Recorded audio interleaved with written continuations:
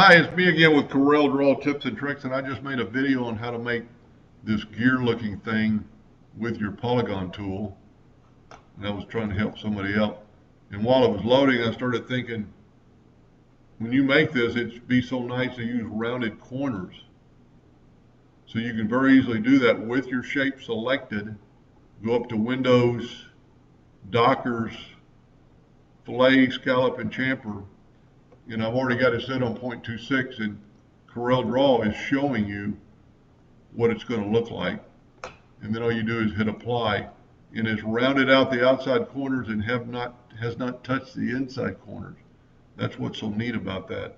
Let's fill this thing in with black. He had it set on blue,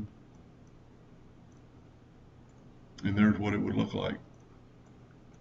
Anyway, I hope that helped a little bit. Thank you for watching.